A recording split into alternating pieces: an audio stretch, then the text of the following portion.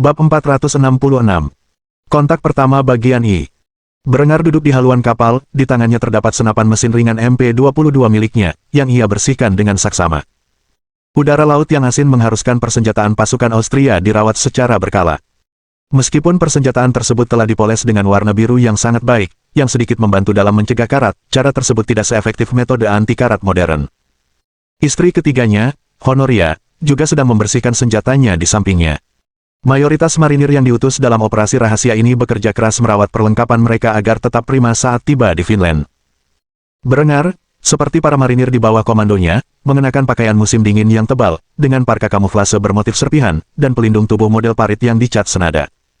Berbeda dengan para prajuritnya, Berengar tidak mengenakan helm. Ia justru mengenakan topi lapangan bergaya M43 yang memiliki motif kamuflase yang sama dengan parkanya. Saat ini, musim dingin sudah mendekati akhir dan musim semi sudah dimulai, sehingga daratan masih tertutup embun beku dan cuacanya sangat dingin. Meskipun saat ini kurang ideal untuk menjelajahi dunia baru, Berengar memutuskan bahwa lebih baik memulai usahanya sekarang, terutama karena kehidupan keluarganya agak kacau selama sebulan terakhir. Sudah 11 hari sejak kru berangkat dari pelabuhan di Trieste, dan meskipun Berengar tahu mereka sudah dekat dengan pantai dunia baru, timnya tidak seoptimis itu. Meskipun demikian, persediaan cukup, karena makanan kaleng menjadi sangat berguna di laut lepas. Oleh karena itu, tidak ada kekhawatiran kehabisan makanan dan minuman untuk sementara waktu. Berengar menggunakan produk berbahan dasar minyak yang diimpornya dari Bizantium untuk membersihkan senjatanya. Meskipun Austria memiliki cadangan minyak yang cukup besar di dalam negerinya, Berengar belum berniat menggunakan cadangan ini. Lagi pula, ia bisa menganggapnya sebagai cadangan strategisnya, dan ia bahkan belum mulai memproduksi fasilitas penyulingan minyak, serta mesin pembakaran. Maka, ia mengandalkan minyak mentah yang relatif melimpah di seluruh dunia dalam tambang terbuka untuk merawat peralatannya. Setelah selesai membersihkan senjatanya, Raja Austria yang masih muda itu mendengar teriakan seorang pelaut yang bertugas mendeteksi daratan. Tanah Ho. Berengar langsung bereaksi dengan menyusun kembali senjatanya dan memasukkan magasin berisi peluru ke dalam biliknya sebelum mengisi daya mekanisme baut terbuka dan memasang pengamannya. Setelah itu, ia menyampirkan senjatanya di bahu dan memberikan perintah kepada para marinir yang menduduki kapal. Teman-teman, kita akan segera memasuki dunia baru, dengan berbagai faktor yang belum diketahui. Jangan panik dalam keadaan apapun, ingatlah untuk selalu tenang. Jika kita diserang, jangan ragu untuk menghabisi musuh, namun, pastikan untuk menyimpan amunisi kalian, karena kita hanya membawa sedikit amunisi dalam perjalanan yang sulit ini. Para marinir yang telah terlatih dalam pertempuran di bawah komando Berengar menunjukkan ekspresi muram di wajah mereka saat memberi hormat kepada raja mereka. Ya, Tuan. Saat Berengar sedang memberi kuliah kepada para prajuritnya, Honoria bergegas ke kemudi, di mana ia membantu membawa kapal ke garis pantai daratan di depan mereka. Jika pemetaan Berengar benar, mereka akan berada di lepas pantai yang dianggap sebagai New York di masa lalunya. Karena kapal ini bertenaga uap dengan mesin uap ekspansi rangkap 3, Berengar memilih rute dari pesisir Iberia ke New York. Dengan kecepatan rata-rata 20-25 knot, perjalanan tersebut memakan waktu 11 hari untuk mencapai tujuan mereka. Berengar menatap garis pantai yang kosong dengan sorot mata penuh kegembiraan. Ini bukan hanya perjalanan monumental dalam sejarah dunia, tetapi juga tujuan pribadinya. Ia akhirnya akan dapat kembali ke tanah kelahirannya di kehidupan sebelumnya. Meskipun bukan penduduk asli New York, ia pernah kuliah di Universitas Negeri selama 4 tahun dan memiliki beberapa kenangan indah tentang kehidupannya di sana. Saat ia mengenang, kapal itu ditambatkan di lepas pantai wilayah itu, tempat Honoria dan awak kapal menurunkan jangkar. Setelah kapal berhenti di teluk, Berengar memberi perintah kepada para pelaut di atas kapal. Marinir. Berkumpul, para pelaut mulai mengerahkan perahu dayung. Kita menuju ke darat. Sementara kru yang saat ini mengoperasikan Sloop of War yang dikenal sebagai Queen Honoria's Revenge sedang bersiap-siap, Berengar, Honoria, dan para marinir menaiki perahu dayung, lalu dengan cepat diturunkan ke teluk. Begitu menyentuh air, mereka segera mulai mendayung menuju pantai. Sementara itu, Berengar berdiri di ujung perahu dayung, memandang ke kejauhan dengan bangga. Ia memutuskan sekaranglah saat yang tepat untuk bercanda, dan ia pun berteriak sekeras-kerasnya agar semua prajuritnya dapat mendengarnya. Kalau ada di antara kalian bajingan yang menginjakkan kaki di pantai sebelum aku sendiri yang akan menembak kalian. Meskipun Berengar mengatakan ini sambil tertawa kecil, anak buahnya cukup cerdas untuk tahu bahwa ia tidak bercanda. Maka mereka pun menahan keinginan batin mereka untuk bersaing dengan raja mereka demi menjadi orang pertama yang menginjakkan kaki di dunia baru. Pada akhirnya, mereka harus puas menjadi awak kapal orang yang mencapai hal ini. Akhirnya, perahu-perahu dayung itu tiba di daratan tempat Berengar mencapai tujuannya. Ia menginjakkan kaki di pantai berpasir dengan senyum lebar di wajahnya. Para prajurit di bawah komandonya mulai mengambil ransel dan perbekalan mereka dari perahu dayung sambil bersiap menghadapi hal yang tak terduga. Berengar telah menyusun rencana untuk membangun benteng perbatasan kecil dan pelabuhan yang mampu menampung kapal perang Sloop yang mereka tumpangi. Dengan demikian, ia segera memberikan perintah kepada unit-unit yang diperlukan. Para saper, aku ingin kalian segera membangun pelabuhan agar kita bisa membawa sisa perbekalan dari kapal ke pantai. Peleton 2, perintah kalian adalah mengamankan perimeter, sedangkan untuk kalian yang lain, bangunlah benteng untuk kita, ambil kapak kalian, dan mulailah menebang beberapa pohon. Para marinir ini dipilih secara khusus untuk ekspedisi ini, dan Berengar yakin mereka mampu melaksanakan tugas tersebut. Oleh karena itu, ia duduk dan menyaksikan para prajurit di bawah komandonya perlahan namun pasti membangun tempat berlindung dan pelabuhan. Sesekali, ia akan memastikan untuk membimbing mereka ke arah yang benar agar mereka cukup aman dari unsur-unsur alam dan potensi musuh. Berengar dan para prajuritnya berkumpul di bawah serangkaian tenda-tenda sederhana pada malam pertama pendaratan di dunia baru.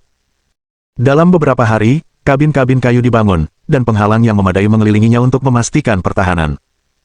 Sebuah pos terdepan kecil telah sepenuhnya didirikan setelah 2 minggu berlalu, dan sebuah pelabuhan primitif telah dibangun sebagai pos persinggahan yang layak bagi kapal mereka.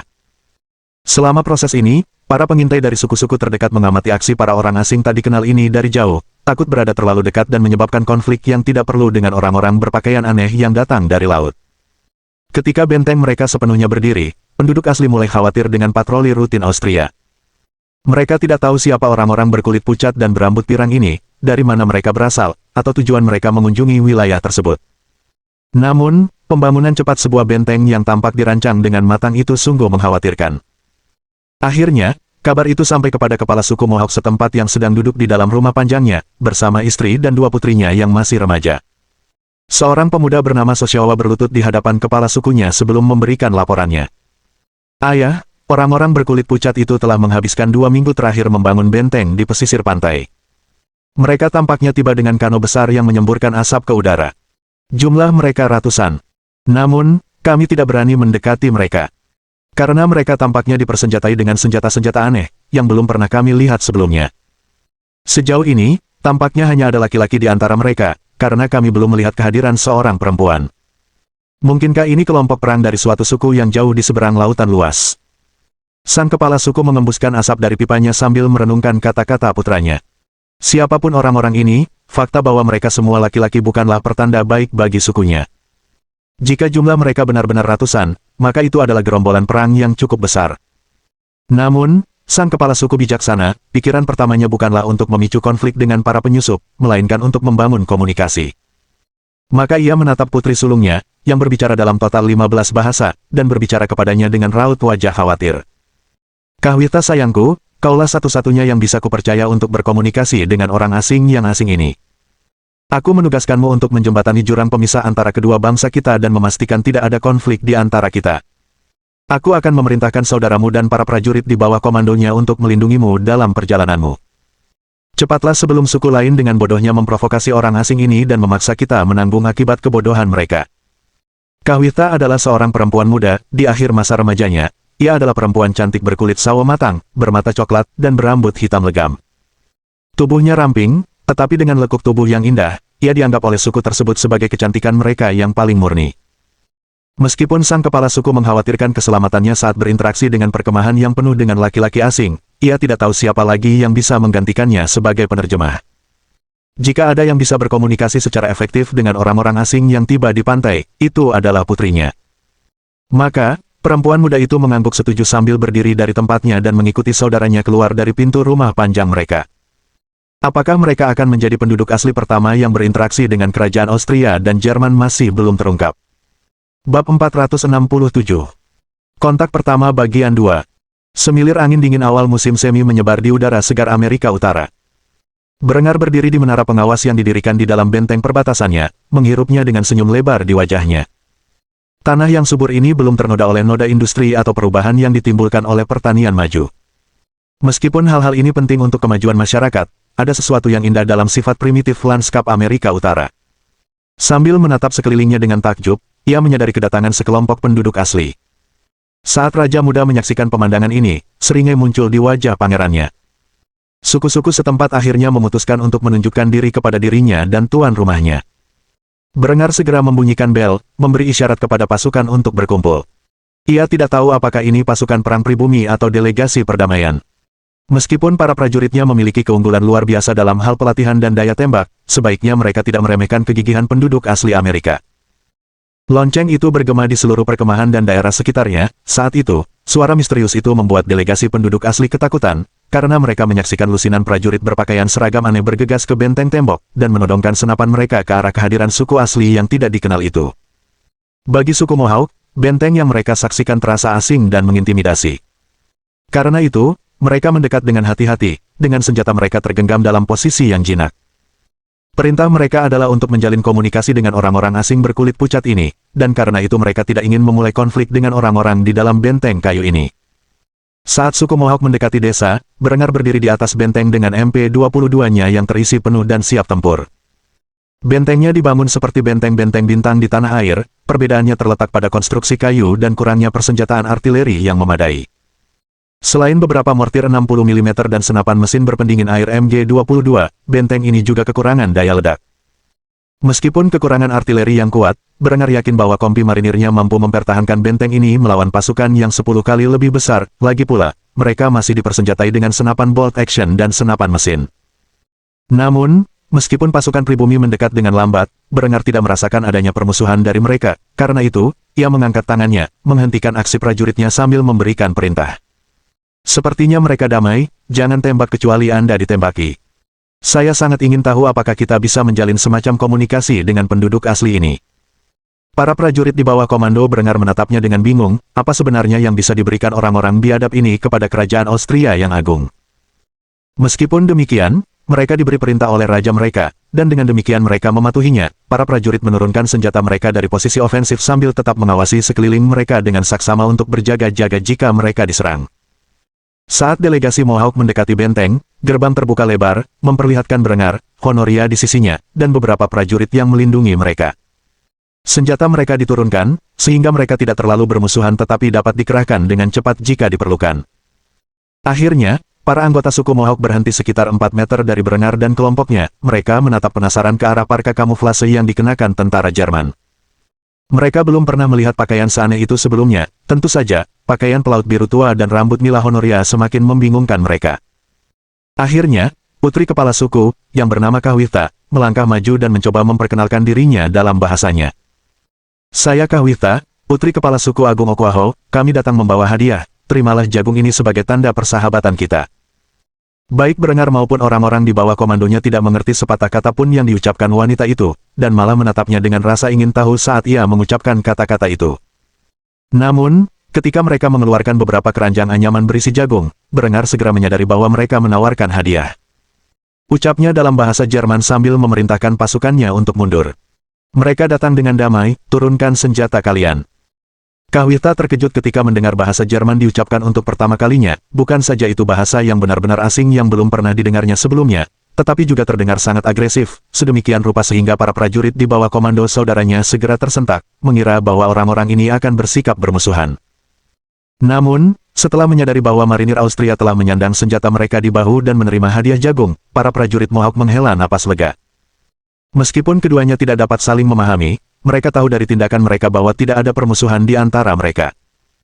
Berengar tersenyum dan menganggukkan kepalanya saat ia menerima tanda persahabatan itu dengan rasa terima kasih. Saat melakukannya, ia mengucapkan terima kasih kepada delegasi Mohawk dalam bahasanya, yang meskipun mereka tidak mengerti, mereka dapat menebak apa yang sedang dikatakannya. Raja Austria segera membuka jalan menuju benteng dan, dengan sebuah isyarat, mempersilakan mereka masuk. Sayangnya, karena tidak ada terjemahan langsung antara bahasa Iroquois dan Jerman, Berengar harus memulai dari awal. Ia menggunakan cara paling dasar untuk menjalin kontak, menunjuk benda-benda dan saling bertukar kata untuk mewakili benda tersebut. Saat Berengar memimpin suku Mohawk ke dalam benteng daruratnya, ia memperhatikan kecantikan alami Kahwitha dan meliriknya dari kejauhan.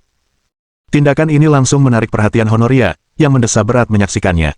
Apa suaminya benar-benar tidak bisa menahan diri? Ia heran bagaimana suaminya bisa begitu lama menghindari hubungan dengan adiknya. Tentu saja, sementara Berengar sedang memeriksa Kahwitha, para pria yang mengikutinya juga sedang memeriksa Honoria. Kulit pucat dan rambut nilainya tampak asing namun tetap menarik. Tentu saja, mereka bisa menebak bahwa perempuan ini milik salah satu pria di benteng ini, sehingga mereka tidak melakukan pendekatan apapun. Akhirnya, Berengar memimpin delegasi memasuki gedung yang dibangun untuk menampungnya dan istrinya. Ia mengeluarkan beberapa piala emas dan mengisinya dengan bir kesukaannya.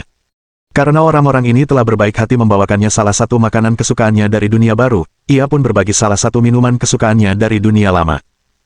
Setelah mengisi piala-piala itu dengan cairan coklat tua dari bir Doppelbock, Berengar menyerahkannya kepada tamu-tamunya dan bersulang dalam bahasa Jerman. Untuk persahabatan baru kita. Meskipun suku Mohawk tidak mengerti apa yang mereka bicarakan atau apa cairan aneh ini, mereka cukup berani untuk menyesapnya. Rasa Doppelbock yang kuat ini bukanlah sesuatu yang semua orang sukai, terutama jika mereka tidak terbiasa dengan alkohol. Karena itu, beberapa anggota delegasi ingin memuntahkannya setelah mencicipinya, tetapi memilih untuk tidak melakukannya agar tidak menyinggung orang asing tersebut. Kahwirta, khususnya, tampak sangat menikmati bir itu dan menghabiskannya dengan cepat, seolah-olah berapapun banyaknya yang ia minum, bir itu tidak akan mampu memuaskan keinginannya untuk menambah lagi. Namun, bir itu mengandung alkohol 8% sehingga cukup berat untuk minuman seperti itu. Lama-kelamaan, pipinya memerah, dan ia kesulitan berpikir jernih. Pada saat itu, Berengar mengambil piala dari tangannya, ia benar-benar lupa bahwa kaumnya tidak terbiasa dengan minuman beralkohol sehingga toleransi mereka terhadap minuman tersebut rendah. Setelah membuat orang-orang Mohawk mabuk, Berengar mencarikan mereka tempat bermalam dan membiarkan mereka tidur. Setelah membaringkan putri kepala suku di atas kasur bulu dan menutupinya dengan selimut bulu, Berengar terkekeh sebelum mengomentari situasi tersebut. Ringan sekali. Honoria menatapnya dengan ekspresi ingin tahu saat dia mengajukan pertanyaan dalam benaknya. Apa yang akan kita lakukan terhadap mereka sekarang? Berengar tersenyum sebelum menjawab dengan ekspresi percaya diri dalam menanggapi hal ini. Kita akan mencoba memahami orang-orang ini, dengan cara lama. Mungkin butuh waktu, tetapi cepat atau lambat, kita akan bisa mengajari mereka bahasa kita dan mempelajari lebih banyak tentang negeri misterius ini. Sementara itu, aku ingin kalian kembali ke Austria dan mengangkut lebih banyak pasukan dan perbekalan. Tujuanku membangun pos militer ini adalah untuk jangka panjang. Honoria menatap suaminya dengan heran saat mendengar perintah ini, dia tidak tahu mengapa dia begitu tertarik pada tanah asing ini, karena itu, dia bertanya lebih lanjut tentang niatnya. Anda ingin mendirikan pemukiman permanen di sini di Finland. Menanggapi hal ini, Berengar meraih salah satu tangkai jagung dan menggigitnya, sambil melakukannya, ia mengenang kehidupan masa lalunya, dan barbeque yang selalu ia makan pada tanggal 4 Juli jagung bakar, iga, dan salad kentang merupakan makanan pokok di rumahnya pada hari libur seperti itu. Setelah mencicipi jagung segar, ia menyerahkannya kepada Honoria, yang menggigitnya sendiri. Honoria langsung jatuh cinta pada makanan lezat itu, ketika Berengar menyaksikannya, ia mulai menjawab pertanyaannya. Zat ini adalah bukti nyata bahwa kita telah memasuki dunia baru, dengan banyak sumber daya yang dapat kita pelajari dan kembangkan untuk memajukan masyarakat kita. Saya tidak hanya berniat membangun benteng militer permanen di Finland, tetapi saya juga berniat menjajah tanah ini di masa depan. Kita perlu menjalin kontak dengan penduduk asli dan belajar bagaimana berinteraksi dengan mereka. Beberapa tahun setelah kita menghancurkan gereja Katolik dan menghancurkan pengaruh mereka atas Eropa, kita akan memulai upaya kolonisasi skala penuh. Kita sudah mengalami pertumbuhan populasi yang pesat berkat praktik pertanian canggih yang telah saya terapkan. Kita akan memiliki terlalu banyak penduduk untuk menopang populasi kita dalam beberapa generasi, bahkan setelah saya menyatukan wilayah-wilayah berbahasa Jerman. Oleh karena itu, rakyat Jerman perlu membangun ruang hidup jika kita ingin mempertahankan pertumbuhan kita. Lihatlah sekelilingmu, tanah ini siap untuk direbut, dan penuh dengan segala macam sumber daya alam. Di Finland, rakyat kita akan tumbuh dan sejahtera, sumber daya yang mereka peroleh di sini dapat dikirim kembali ke tanah air untuk dikembangkan juga. Tanah ini bukan hanya masa depan rakyat Jerman, tetapi juga kekaisaran yang agung. Honoria terkekeh saat mendengar ini, ambisi suaminya benar-benar lebih besar dari yang pernah dibayangkannya, karena itu, dia mulai melontarkan komentar sinis kepada pria yang dicintainya. Mengapa saya merasa Anda tidak hanya menyadari keberadaan Finland sejak lama, tetapi juga telah memasukkannya ke dalam rencana ekspansi Anda jauh sebelum Anda menyinggung masalah ini kepada saya? Berengar tersenyum menanggapi dan tetap diam, ini cukup untuk meyakinkan Honoria bahwa ia benar. Karena itu, ia mendesah berat sebelum menanggapi perintah Berengar. Baiklah, aku akan mengangkut perbekalan dan pasukan menyeberangi Atlantik sementara kau berkomunikasi dengan penduduk asli. Tapi, demi Tuhan, jika kau tidur dengan wanita ini atau wanita lain selama aku pergi, aku tidak akan pernah memaafkanmu. Berengar menyeringai nakal saat menanggapi pernyataan ini dengan lidahnya yang fasih. Jadi itu berarti aku diizinkan tidur dengannya selama kamu hadir untuk menjadi saksi. Honoria mencemooh saran ini sebelum pergi dengan marah. Terkadang ia tak tahu mengapa ia mencintai si brengsek ini. Dengan begitu, kontak pertama dengan penduduk asli Amerika Utara telah terjalin, dan rencana untuk mendirikan koloni Jerman pertama di dunia baru pun mulai dijalankan. Bab 468. Kontak pertama bagian 3. Adrian Lem adalah seorang pemuda berusia awal 20-an, lahir dan besar sebagai orang Austria yang tinggal di provinsi Krain dan berasal dari keluarga pemancing dan pemburu. Ia terlalu muda untuk ikut serta dalam penaklukan awal Brenger, namun, ketika Angkatan Laut Austria didirikan, pemuda ini sangat bersemangat untuk mendaftar. Jika kau memberitahu Adrian bahwa dalam beberapa tahun, ia akan menjadi salah satu dari sekitar 100 marinir yang dikirim ke negeri misterius Finland dalam misi rahasia bersama rajanya, ia akan mencemoohmu dan menghina kecerdasanmu. Namun, inilah kenyataan yang kini ia hadapi. Adrian adalah komandan regu unit pengintaian marinir yang diutus sebagai bagian dari kompi prajurit yang mendampingi Raja Brenger ke dunia baru. Saat ini, ia sedang berada di medan perang, jauh dari pos terdepan yang didirikan untuk pendudukan Austria. Di tengah hamparan salju, pria ini dan para prajurit di bawah komandonya menatap sebuah desa Algonquin di kejauhan. Bagi para prajurit Austria, tidak ada perbedaan antara mereka dan suku Mohawk yang mengunjungi pos terdepan itu sebagai bentuk persahabatan. Terlepas dari pola pikir ini, mereka dengan cermat mencatat semua informasi tentang suku terdekat, sementara suku Mohawk memutuskan untuk bertindak damai dengan pasukan Austria, suku Algonquin justru bersiap untuk perang. Para prajurit mengecat tubuh mereka dengan pola-pola aneh dan mulai melakukan ritual pra-pertempuran. Adrian mengamati aksi para prajurit saat mereka mengumpulkan tongkat perang dan busur panah primitif mereka. Apa yang disaksikan para marinir sudah cukup untuk mengonfirmasi kecurigaan mereka, penduduk asli negeri ini tidak setenang yang mereka duga sebelumnya. Mereka yang berkumpul di benteng hanya berpura-pura ramah sementara para prajurit mereka bersiap menyerang. Dengan informasi ini, Adrian memerintahkan pasukannya untuk mundur ke benteng dan memberitahu garnison tentang konflik yang akan datang. Kita sudah cukup melihat untuk mengetahui niat para pribumi ini. Segera, kita harus kembali ke pos terdepan dan memperingatkan prajurit kita tentang apa yang akan terjadi. Dengan demikian, pasukan pengintai marinir kembali ke benteng untuk mempersiapkan saudara-saudara mereka menghadapi pertempuran yang akan segera mereka hadapi. Sementara Adrian dan para prajuritnya kembali ke pos terdepan, Brenger duduk di kabin utama, sebuah tungku kayu bakar telah dipasang untuk menghangatkan bangunan itu, di atasnya, Brenger memasak isi salah satu ransumnya. Ransum kaleng itu berisi ayam potong dadu yang telah direndam Brenger dalam saus ala kerbau. Saat ayam dipanggang, aroma yang kuat memenuhi kabin, membuat delegasi Mohawk itu meneteskan air liur karena penasaran. Kahwita menatap kaleng-kaleng berisi makanan dengan ekspresi penasaran. Metalurgi merupakan ilmu yang langka di antara suku-suku di pesisir timur. Karena itu, ia tertarik pada bagaimana toples-toples ini berfungsi dan terbuat dari bahan apa. Ia telah melihat banyak benda logam berkilau yang digunakan oleh orang-orang asing berkulit pucat. Hal ini membuatnya percaya bahwa mungkin orang-orang berkulit pucat ini jauh lebih maju daripada yang dapat dibayangkan oleh kaumnya. Lagi pula, mereka telah dengan cepat membangun benteng kayu yang lebih kokoh daripada desa manapun yang pernah ia temui dalam perjalanannya. Gadis remaja yang cantik itu cemberut saat merenungkan ketidakmampuannya berkomunikasi dengan orang-orang asing ini. Ia telah mencoba berbicara dengan pria tampan bermata satu itu, yang tampaknya adalah pemimpin bangsa ini dalam ke-15 bahasa yang ia kuasai, namun, pria itu tidak memahaminya sama sekali. Karena itu, Kahwita hampir sepenuhnya yakin bahwa para pria berambut emas ini datang dari seberang lautan luas. Namun, gagasan bahwa peradaban mereka mampu melakukan hal seperti itu justru menimbulkan rasa takut yang mendalam bagi putri sang kepala suku. Ia bertekad kuat untuk menghindari konflik dengan para pria ini, apapun risikonya. Karena itu, ia berperan sebagai delegasi yang sangat rendah hati sambil duduk di kabin menunggu Brenger dan Honoria selesai memasak dan menyajikan ransum kaleng. Tak lama kemudian, makanan pun habis, dan Brenger pun menyajikannya kepada tamu-tamunya.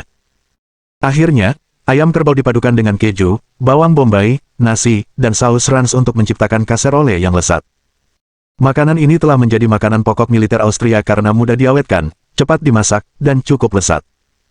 Hidangan ini tidak hanya umum disajikan kepada para prajurit Austria, tetapi karena harganya yang terjangkau, hidangan ini dapat ditemukan di kalangan rumah tangga kelas bawah dan menengah di seluruh kerajaan Austria dan Bohemia. Delegasi Mohawk hampir pingsan saat mencicipi kelezatan hidangan tersebut. Putri kepala suku, khususnya, sangat terpesona dengan hidangan tersebut hingga ia melahapnya hingga lahap. Ia mulai berbicara dalam bahasanya, dari nada suaranya, Brenger bisa menebak apa yang ditanyakannya, jadi ia menunjuk ke sumber daya yang digunakan untuk membuat kaserole tersebut dan menjawabnya dalam bahasa ibunya. Saus Tirol. Dia kemudian menunjuk ke saus rans dan menyebutnya seperti itu. Saus peternakan. Ia mengulangi tindakan ini untuk setiap komponen, memberi instruksi kepada perempuan Mohawk multibahasa yang berbahasa Jerman dan bagaimana mereka menyebut benda-benda tersebut. Yang mengejutkannya, perempuan itu mengulangi kata-kata itu, memastikan ia mengucapkannya dengan benar dan menghafalnya. Jadi, saat kedua kelompok makan bersama, mereka saling mengajarkan bahasa masing-masing. Akhirnya, pertemuan damai itu terhenti ketika terdengar ketukan di kabin raja. Berengar segera bangkit dan membuka pintu, memperlihatkan Sersan Adrian Lem yang langsung memberi hormat kepada rajanya sebelum mengungkapkan informasi yang telah diperolehnya. Yang mulia, saya tidak akan mempercayai orang-orang biadab ini jika saya jadi Anda. Kami telah menemukan desa mereka dan menandai lokasinya di peta yang sedang kami buat. Mereka sedang bersiap untuk perang. Orang-orang barbar bermuka dua ini mungkin ada di sini untuk memata-matai kita dan menyabotase operasi kita ketika pasukan perang mereka akhirnya tiba. Ketika Berengar mendengar ini, ia mengerutkan kening. Sangat mungkin orang-orang Mohawk sedang mempermainkannya. Namun, kemungkinan besar juga marinirnya telah menemukan suku yang berbeda dan telah melakukan kesalahan identifikasi. Satu-satunya alasan Berengar dapat menduga kemungkinan ini adalah karena statusnya sebagai reinkarnasi.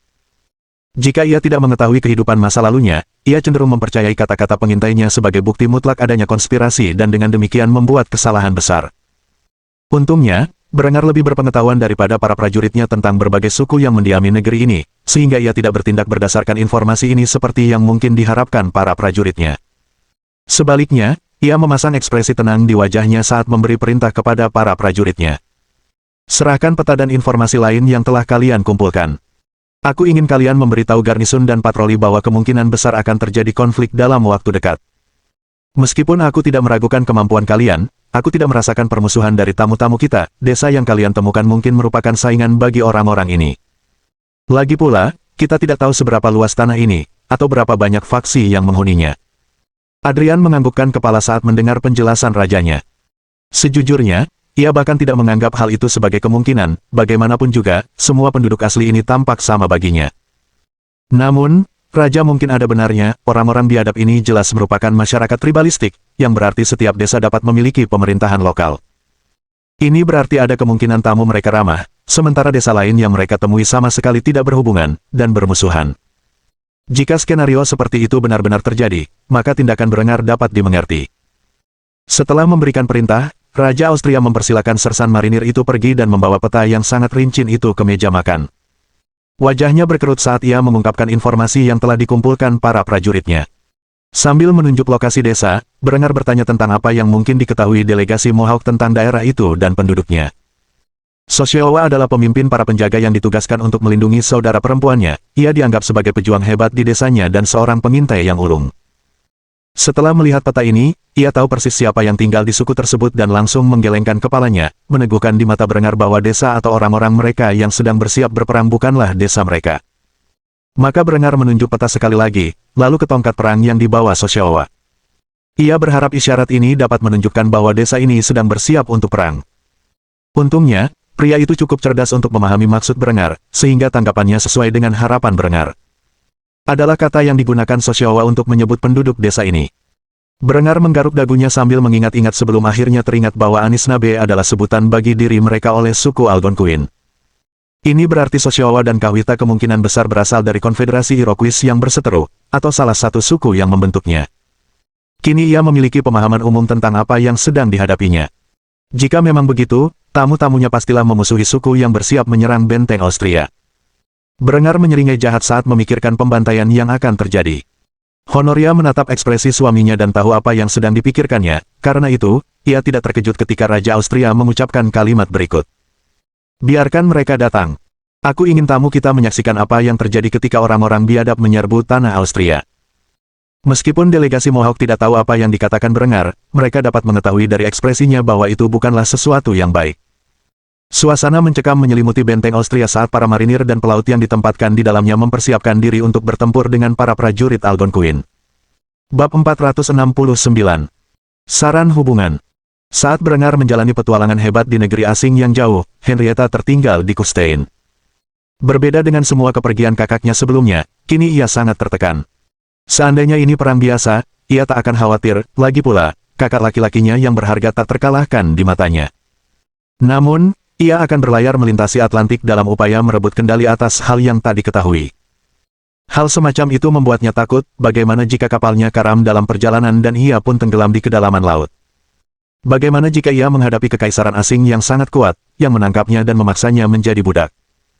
Yang terburuk, bagaimana jika ia memasuki negeri misterius yang dipenuhi raksasa, dan ia terhimpit di bawah tumit mereka.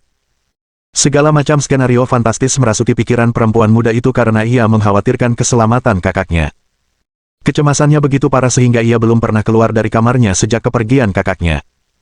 Awalnya, itu adalah hukuman karena ia memanfaatkan situasi untuk mencium kakak laki-lakinya di depan istri-istrinya.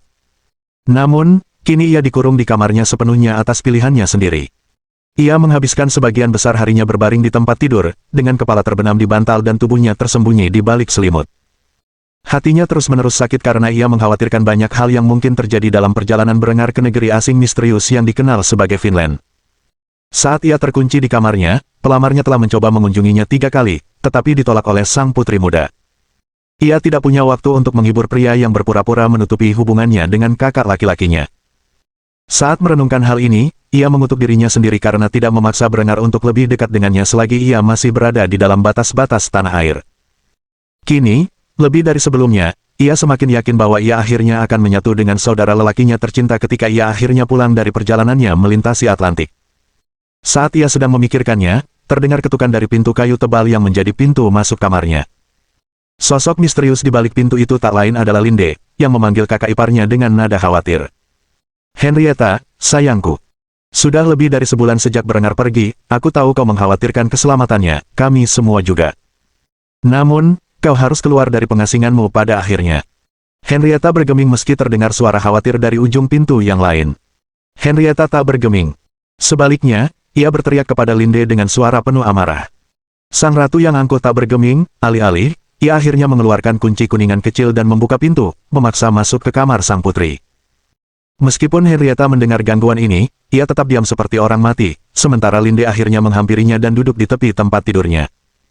Si cantik berambut pirang stroberi mendesah berat saat ia mulai menghadapi masalah paling penting yang telah ia dan yang lainnya hindari selama ini. "Kau sungguh mencintai saudaramu, bukan, Henrietta?" Pipi Henrietta memerah di balik selimutnya saat ditanya pertanyaan ini. Sampai sekarang, istri-istri berengar selalu menghindari menginjak ranjau darat ini, namun keterpencilan sang putri telah memaksa Linde untuk menurutinya. Maka Henrietta akhirnya berbicara dengan suara lembut untuk membenarkan kata-kata ratu. Linde menganggukkan kepalanya dalam diam saat dia mulai bertanya lebih lanjut tentang perasaan Henrietta terhadap darah dagingnya. "Kau tahu kenapa kau dan berengar tidak bisa bersama, kan? Masyarakat tidak akan pernah menerima hubungan seperti itu antara kakak dan adik. Kalau sampai ada yang tahu, bisa-bisa adikmu kehilangan semua yang sudah susah payah ia perjuangkan. Meski begitu, kau tetap ingin bersamanya, kan?" Henrietta terdiam saat mendengarkan ceramah ini, lagi pula, ia tahu betul bahwa ia egois dan ada risiko besar di balik keinginannya. Namun, ia percaya bahwa seseorang tidak dapat memilih siapa yang ia cintai, dan karena itu ia tetap bertekad untuk bersama berengar. Melihat sang putri muda terdiam, Linde mendesah berat sebelum berbicara. "Kalau kamu tahu risikonya, dan masih mau bersama kakakmu meskipun begitu, itu artinya salah satu dari 2 hal. Atau, kamu gadis yang sangat egois yang tidak peduli siapa yang kamu sakiti asalkan kamu mendapatkan apa yang kamu inginkan. Atau perasaanmu terhadap saudaramu bukan sekadar tergila-gila, melainkan tulus. Jika kau benar-benar mencintai berengar seperti aku dan yang lainnya, maka aku hanya punya satu pilihan." Henrietta merasakan sedikit rasa dingin di tulang punggungnya saat Linde mengucapkan kata-kata ini. Ia selalu memiliki rasa takut naluriah terhadap wanita itu, dan kini ia merasa terancam. Meskipun demikian, sang putri menyibak selimutnya dan mulai menggonggong balik ke arah kepala mata-mata itu seperti anjing gila yang terpojok. "Jika kau hendak membunuhku karena cintaku pada kakakku, maka lakukanlah dengan cepat, aku lebih baik mati daripada hidup tanpanya." Linde terkejut mendengar ini, lagi pula, ia tak akan pernah menyakiti sehelai rambut pun di kepala Henrietta, tetapi raut wajah gadis itu yang penuh tekad menunjukkan bahwa perasaannya memang nyata. Keheningan canggung menyelimuti udara selama beberapa saat sebelum Linde tertawa terbahak-bahak. Reaksi ini langsung membuat Henrietta bingung, yang mengernyitkan dahinya sambil menatap istri kedua saudara laki-lakinya dengan tatapan bingung. Akhirnya, Linde menenangkan diri dan kembali tenang saat ia memberitahu Henrietta tentang keputusan yang telah diambilnya. "Henrietta, jika aku menyakitimu, saudaramu tidak akan pernah memaafkanku. Aku tidak mengancammu, aku akan mengatakan bahwa aku akan mendukungmu di balik layar untuk memastikan hubunganmu yang penuh skandal dengan berengar tidak pernah bocor keluar istana ini. Mata biru Henrietta berbinar-binar karena kegembiraan saat mendengar jawaban ini. Dia segera merangkak ke arah Linde dan memegang tangannya dengan tatapan memohon sementara dia bertanya apakah telinganya berfungsi dengan benar atau tidak. Benarkah? Tapi bagaimana dengan Adela? Dia sudah jelas-jelas bilang kalau dia nggak akan pernah setuju sama hubungan kita. Ekspresi Linde langsung muram ketika mendengar nama itu. Ia dan Adela memang tak pernah akur. Malahan, hubungan mereka kini semakin memburuk. Ini adalah akibat langsung dari tindakan Linde yang memaksa Adela menikmati seks berempat dengan suami mereka. Dengan mengingat hal ini, sang mata-mata veteran itu mencurahkan kekesalannya secara rahasia kepada sang putri muda. Persetan dengan perempuan jalang itu. Dia benar-benar sok suci dan munafik. Pertama-tama, dia sepupu Berengar. Kalau ada yang seharusnya bersimpati dengan keadaanmu, seharusnya dialah orangnya. Lagi pula, dia tidak selugu yang dikiranya di kerajaan. Kalau kau pernah melihat apa yang dia lakukan dengan suami kita secara diam-diam, kau pasti akan menyebutnya pelacur. Henrietta merasakan hatinya perih saat mendengar ini. Dia dan sepupunya selalu dekat, terutama sejak Adela pertama kali bertunangan dengan Berengar. Namun selama beberapa bulan terakhir ini, saat Henrietta semakin menyatakan perasaannya, telah terjadi jurang yang tak terjembatani di antara kedua sepupu itu. Melihat Linde ada di pihaknya, sang putri langsung merasa semakin dekat dengan Ratu Austria kedua. Tentu saja, bahkan tanpa persetujuan Adela, masih ada dua wanita lain yang harus ia khawatirkan. Karena itulah, Henrietta menyuarakan kekhawatirannya. Baiklah, tapi bagaimana dengan Honoria dan Yasmin? Pada saat itu, Linde memberitahu adik iparnya sebuah rahasia kecil tentang politik harem kerajaan. Dengan seringai di wajah cantiknya, ia mulai mengajari sang putri tentang hal-hal penting ini. Honoria itu liar, dia tidak peduli apapun selain bersenang-senang dan menikmati hidup. Gadis itu benar-benar hedonis dan sama sekali tidak peduli dengan apa yang dianggap benar atau salah secara moral. Dia juga menikmati kebersamaan dengan pria dan wanita, dan dia cukup mesum. Dia mungkin akan senang membayangkan trisam dengan dua saudara kandung, jadi aku yakin aku bisa meyakinkannya untuk merahasiakan perselingkuhanmu dengan suami kita. Soal Yasmin, dari yang kudengar, dia hanya mengikuti gadis-gadis lain untuk berbaur. Dia belum menunjukkan sifat aslinya, malah tampak sangat setia pada Berengar. Apapun keinginan suaminya, kemungkinan besar dia akan menyetujuinya tanpa keberatan. Bahkan jika dia melakukan hal bodoh seperti itu, aku bisa dengan mudah mencegah berita itu menyebar, jadi kamu tidak perlu khawatir. Dengan dukunganku, kau bebas mengejar keinginan hatimu, namun, meyakinkan Berengar untuk menjalin hubungan inses dengan adik perempuannya akan sulit. Kau punya banyak pekerjaan rumah, tapi aku yakin dengan kegigihanmu kau akan mampu mendekatinya. Mendengar hal ini, Henrietta merenungkan kata-kata Linde dengan saksama. Ia tahu Berengar memiliki keraguan tentang apa yang disebut hubungan rahasia mereka, namun, dengan dukungan Linde di balik layar, ia yakin dapat meyakinkannya untuk melanjutkan. Itu hanya masalah waktu. Dengan demikian, sang putri muda memiliki tekad baru untuk mewujudkan fantasinya. Adapun Linde, alasannya mendukung Henrietta jauh dari kata baik hati. Bukan rahasia lagi bahwa perebutan kekuasaan di antara para wanita Berengar memang nyata, dan karena itu, ia memutuskan untuk memanfaatkan perasaan Henrietta agar gadis itu dapat berpihak padanya. Lagi pula, Henrietta tidak akan pernah bisa menikahi Berengar, dan mereka kemungkinan besar tidak akan pernah memiliki anak. Namun, jika kedua saudara kandung itu benar-benar saling mencintai, Linde dapat memanfaatkan hal ini untuk membujuk sang putri muda agar mendukung keturunan Linde dalam hak untuk memerintah Kekaisaran Jerman di masa depan. Dengan demikian, kepala mata-mata Austria dan sang putri telah membentuk aliansi jahat dalam perang melawan Ratu Agung dan keturunannya. Bab 470. Pembantaian sepihak. Udara dingin awal musim semi di wilayah yang dulu dikenal sebagai New York di kehidupan masa lalu Berengar membekukan para marinir Austria hingga ke tulang belulang saat mereka berkumpul di benteng bintang darurat mereka. Di balik pepohonan, para prajurit Algonquin bersembunyi, menunggu sinyal untuk memulai serangan ke benteng si kulit pucat. Sudah seminggu sejak pengintai Austria melaporkan pergerakan permusuhan suku setempat. Selama waktu ini, Honoria telah berlayar dengan para pelaut di bawah komandonya kembali ke tanah air untuk mengangkut lebih banyak pasukan dan perbekalan ke dunia baru. Dengan melakukan itu, ia meninggalkan Raja Austria dan rombongan marinirnya terdampar di sebuah benua yang terletak di seberang Atlantik. Para prajurit ini dengan gagah berani berdiri di dalam benteng bintang mereka, menunggu hari serangan Algonquin. Sebagai bagian dari tindakan defensif, marinir Austria telah membersihkan sebagian besar semak belukar di sekitar benteng mereka, sehingga menyisakan area terbuka yang luas di antara tembok kayu mereka yang kokoh dan wilayah pasukan penyerang. Mereka bukanlah orang yang baru belajar dan terlatih serta berpengalaman dalam peperangan. Karena itu, mereka dipilih untuk operasi penting dan rahasia ini.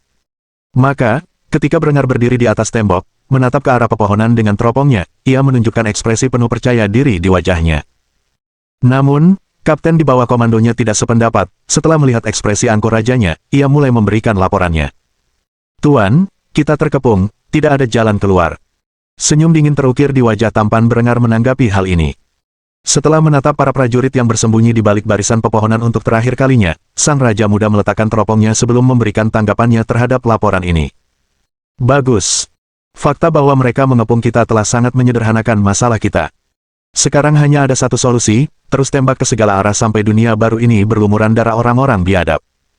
Mendengar jawaban ini, sang kapten tertegun, ia tidak menyangka akan mendapat tanggapan sekasar itu dari rajanya. Namun, setelah berpikir sejenak, senyum licik pun tersungging di bibir pria itu sebelum ia memberi hormat kepada Reis Marsal. "Ya, Tuan." Setelah berkata demikian, sang kapten menyampaikan perintah kepada kompi marinir.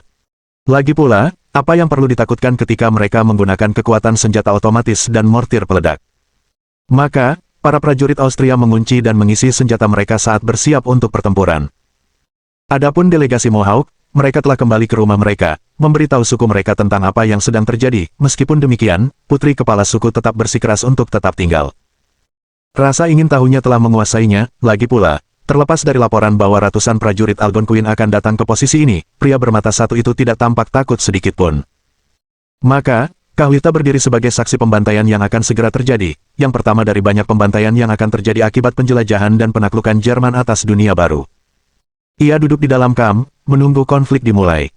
Keheningan sebelum badai menyebabkan rasa takut yang mendalam muncul di hatinya yang rapuh. Berengar terus mengamati barisan pepohonan sambil menatap tajam ke arah bidikan senapan mesin ringan MP-22 miliknya. Para prajurit di sisinya melakukan hal yang sama dengan senjata mereka hingga akhirnya, suara pertempuran terdengar. Para prajurit Algonquin mulai melantunkan seruan perang mereka, sementara ratusan penduduk asli bergegas keluar dari balik pepohonan. Berengar menatap dengan takjub saat menyaksikan hal ini, ternyata jumlah musuh jauh lebih banyak daripada yang ia sadari sebelumnya. Karena itu, ia berseru kepada para prajuritnya dengan perintah berikut. "Hemat amunisimu. Kita hanya punya sedikit peluru untuk ditembakkan. Tembakan beruntun, dan pastikan musuh sudah dalam bidikanmu sebelum menarik pelatuk." Meskipun orang-orang ini profesional, tidak ada salahnya mengingatkan mereka cara melawan pasukan bersenjata sebesar itu secara efektif. Setelah mengatakan ini, Berengar meraih targetnya dan menarik pelatuk senjatanya, menahannya tidak lebih dari sedetik. Saat ia melakukannya, semburan kecil 3 peluru melesat ke bawah dan mengenai tubuh target pertamanya. Pria itu menatap dengan kaget saat tubuhnya terkoyak oleh 3 peluru 9 mm, hal terakhir yang disaksikannya sebelum nyawanya melayang adalah suara guntur yang mengiringi kematiannya. Berengar tak lagi mempedulikan orang biadab yang terbunuh itu, dan malah mengarahkan pandangannya ke sasaran berikutnya, menarik pelatuk dengan kuat, melepaskan rentetan amunisi serupa ke udara. Sementara Berengar dan pasukannya mulai menembaki musuh, Kahwita berdiri di tengah benteng, menutupi telinganya dari suara tembakan yang keras. Ekspresi ngeri terpancar di wajahnya saat ia menyadari bahwa orang asing berkulit pucat dan berambut pirang ini mampu mengeluarkan guntur. Mereka bukan manusia biasa, melainkan dewa yang telah turun ke tanah kaumnya. Si cantik muda langsung berlutut dan mulai berdoa memohon belas kasihan kepada dewa-dewi barunya. Tindakan-tindakan ini sama sekali tidak disadari oleh marinir Austria, yang tetap melanjutkan tugas mereka dengan menembaki ratusan prajurit Algonquin yang berkumpul di segala penjuru. Para penduduk asli ketakutan ketika tubuh mereka terkoyak oleh proyektil yang ditembakkan oleh orang asing. Namun, itu bukan akhir dari kengerian mereka. Saat mereka semakin dekat ke benteng, sebuah ledakan besar terjadi di tengah barisan mereka. Api dan asap memenuhi udara, diiringi jeritan mengerikan dari orang-orang yang selamat dari ledakan itu. Namun, itu bukan satu-satunya ledakan yang terjadi seketika. Sebuah tembakan lain ditembakkan oleh salah satu tim mortir, yang meledak sekali lagi di tengah barisan mereka, menyebabkan tubuh-tubuh hancur berkeping-keping, dan anggota tubuh terkoyak. Berengar tak menghiraukan kekerasan ini, karena sudah biasa ia alami. Alih-alih, ia terus membidik dengan satu matanya yang masih berfungsi dan menembakkan peluru ke arah musuh yang mendekat. Pertempuran belum genap 5 menit, namun kini, para prajurit Algonquin telah kehilangan lebih dari 100 orang dan melarikan diri demi keselamatan mereka. Meskipun mundur, Berengar tidak menunjukkan belas kasihan. Ia dan anak buahnya mengarahkan senjata mereka dan menembaki musuh, menembaki mereka dari belakang saat mereka melarikan diri ke arah barisan pepohonan dengan harapan lolos dari pembantaian kejam ini. Setelah melepaskan tembakan terakhir ke arah musuh yang melarikan diri, Berengar melepaskan magasinnya yang kosong dan memastikan senjatanya kosong sebelum menyatakan gencatan senjata. "Tahan tembakanmu." Dengan kata-kata raja yang bergema di udara, para prajurit yang mempertahankan benteng mereka segera menghentikan serangan dan membersihkan senjata mereka. Setelah itu, mereka mulai bersorak. Musuh telah begitu ketakutan oleh tembakan sehingga mereka tidak berhasil menembakkan satu anak panah pun atau melemparkan satu batu pun ke arah marinir Austria. Mengatakan ini pembantaian sepihak adalah pernyataan yang meremehkan, ratusan prajurit Algonquin terbaring mati di ladang di bawah, tubuh mereka tercabik-cabik, darah mereka menyuburkan tanah. Baru sekarang Berengar ingat bahwa putri kepala suku telah menyaksikan adegan pertempuran itu. Maka, ia pun turun dari benteng dan menghampiri perempuan muda itu, yang langsung menundukkan kepalanya ke tanah sambil bersujud kepada pria bermata satu itu seolah-olah ia adalah dewa.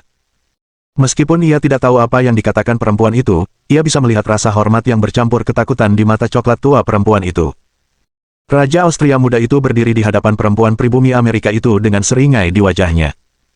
Ia mulai bertanya-tanya apakah ia bisa meyakinkan penduduk setempat bahwa ia memang dewa perang, dan jika ya, bagaimana ia bisa memanfaatkan hal semacam itu untuk keuntungannya.